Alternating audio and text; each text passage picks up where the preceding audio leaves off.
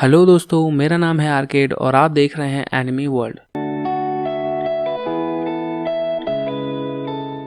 तो आज हम बात करने वाले हैं माय हीरो एकेडमिया की कॉन्स्पिरेसी थ्योरीज के बारे में। अब आप सबको पता ही है कि मिडोरिया ऑल माइट को एक फादर फिगर की तरह देखता है और वो ऑल माइट को अपना आइडल मानता है। पर सीरीज में हमें कभी भी मिडोरिया के बायोलॉजिकल फादर यानी उसके रियल फादर के बारे में डिटेल में नहीं बताया। बस हमें इतना पता है कि उसके फादर काम की वजह से हमेशा बाहर ही रहते हैं और मिडोरिया के घर में उसके फादर की एक भी फोटो तक नहीं है। अब क्या हो अगर मैं कहूँ कि all for one he Midoriya का रियल फादर है।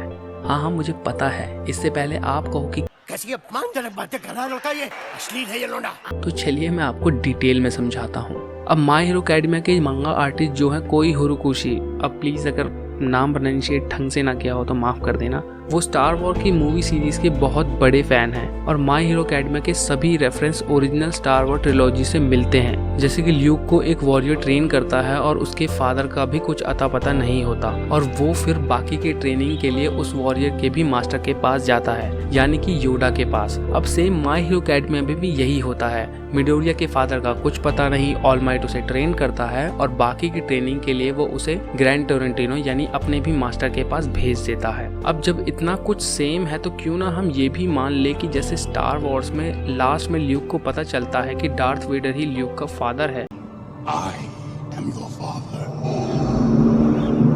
वैसे ही हो सकता है कि ऑल फॉर वन जो सीरीज का मेन विलन है वो भी मिडोरिया का फादर हो।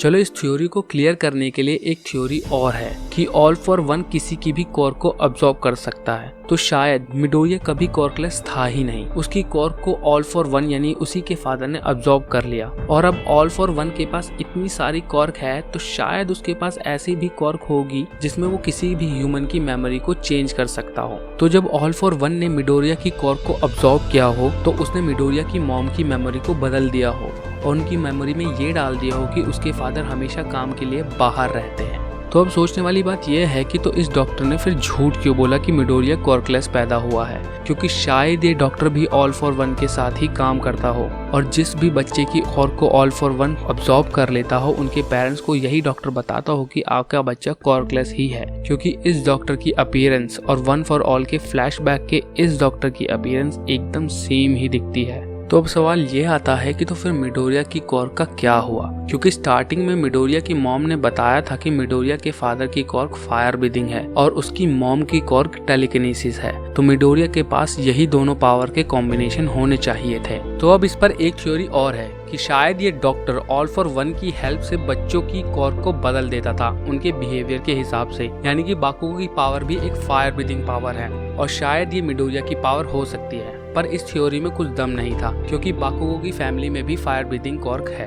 पर आपको ये कैरेक्टर डैबी तो याद ही होगा। अब डैबी की कॉर्क में डैबी हाथों से और अपनी पूरी बॉडी से फ्लेम्स को यूज कर सकता है, तो शायद यही मिडोरिया की कॉर्क हो सकती है, क्योंकि डैबी ऑल फॉर वन के साथ काफी वक्त से काम कर रहा है। हमें ये नहीं पता वो कितने वक्त से एक साथ हैं, तो शायद ऑल फॉर वन ने ही डैबी को मिडोरिया की कॉर्क दी होगी। तो आपको क्या लगता है, आपको इन सभी थ्योरीज में कौन सी थ्योरी रिलेटेबल लगी, मुझे कमेंट करके जरूर बताना। जो लोग अभी तक इस वीडियो को देख रहे हैं तो उनके लिए एक बोनस थ्योरी और है, तो इस थ्योरी को अपने रिस्क पर देखना क्योंकि मैं आपका चाइल्डहुड बर्बाद करने वाला हूँ। तो आप सबने पोकेमोन तो देखा ही होगा, ये थ्योरी उससे रिलेटेड ही है। तो जब हमारा एस फर्स्ट एपिसोड में पिकाचू को लेकर जाता है तो स्पैरोज उस पर अटैक कर देते हैं और पिकाचू एक बहुत तेज थंडरबोल्ट अटैक देता है। तो शायद उस वक्त ऐश कोमा में चला गया था और वो कभी उठा ही नहीं और जो कुछ भी हमें दिखाया गया वो सब कुछ ऐश के सपने में था। इसी वजह से ऐश कभी भी बड़ा नहीं हुआ और वो कभी जोटो लीग नहीं जीत पाया,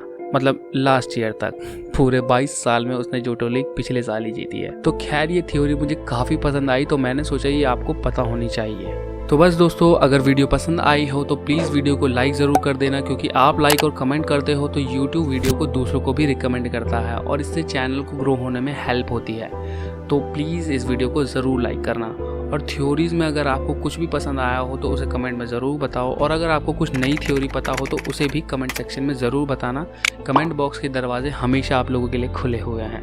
और चैनल को प्लीज़ सब्सक्राइब कर देना। हमारा गोल है 1000 सब्सक्राइबर्स का, तो प्लीज़ जल्दी जल्दी पूरा कर दो।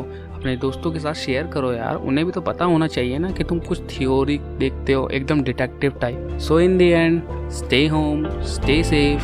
It's me arcade, signing out.